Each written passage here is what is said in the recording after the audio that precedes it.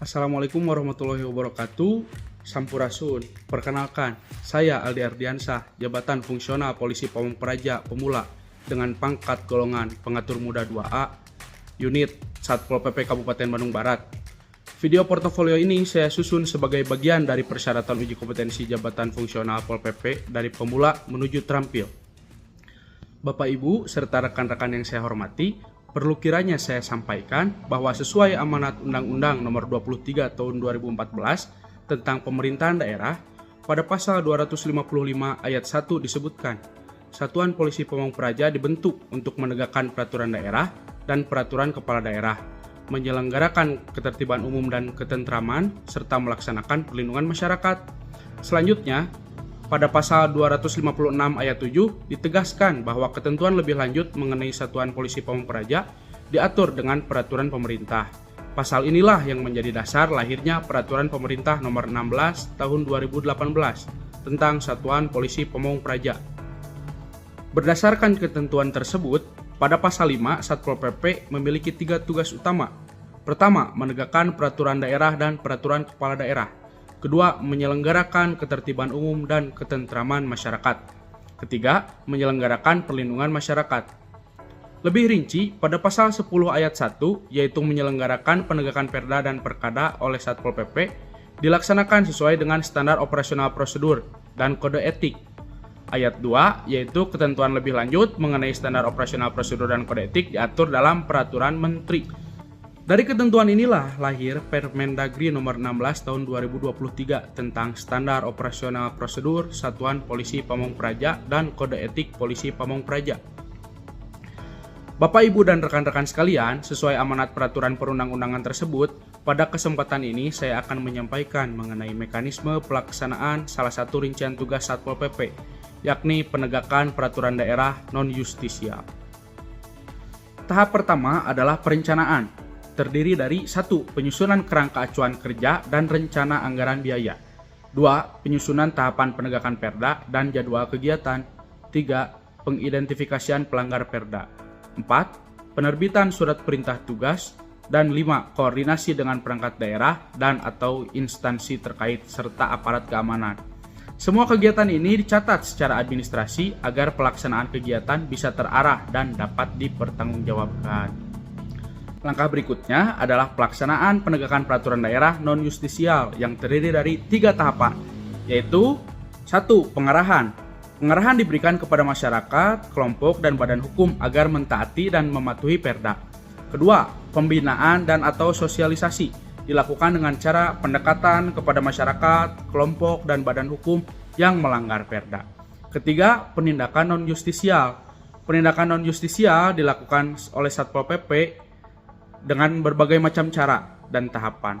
Yang pertama, terhadap masyarakat, kelompok, dan badan hukum yang melakukan pelanggaran perda diwajibkan untuk menandatangani surat pernyataan bersedia dan sanggup mentaati dan mematuhi serta melaksanakan ketentuan dalam peraturan daerah.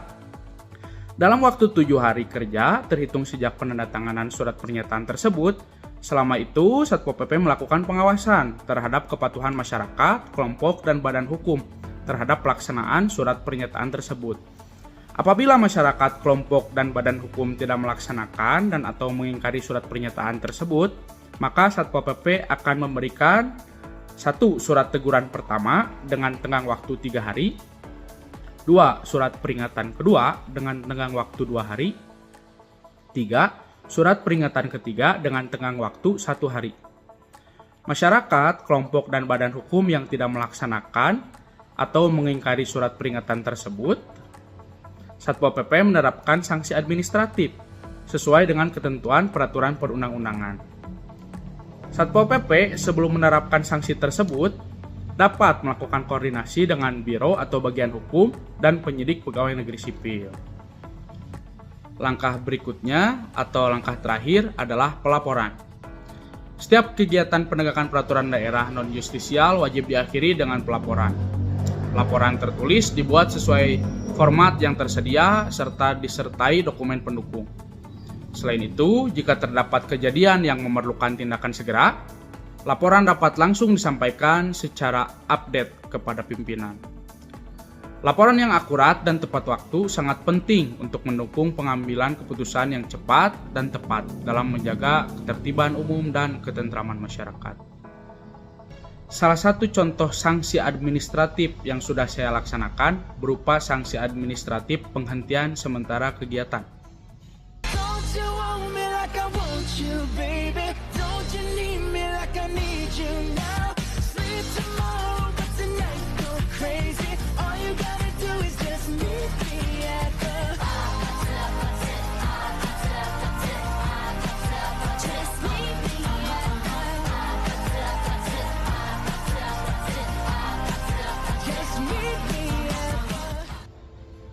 Bapak, Ibu, dan rekan-rekan sekalian, mekanisme penegakan peraturan daerah non-justisial yang saya sampaikan, mulai dari tahapan perencanaan, pelaksanaan, secara bertahap dan berjenjang, melalui sosialisasi, pembinaan, penindakan administratif, hingga pelaporan, adalah bukti nyata komitmen kami sebagai polisi Pamong Praja.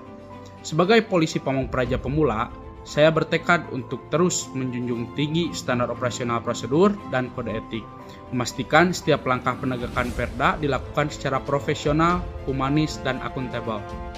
Karena bagi kami, menegakkan aturan bukan hanya kewajiban, tetapi upaya mendasar untuk mewujudkan ketertiban dan ketentraman di tengah masyarakat. Terima kasih, hatur nuhun. Assalamualaikum warahmatullahi wabarakatuh.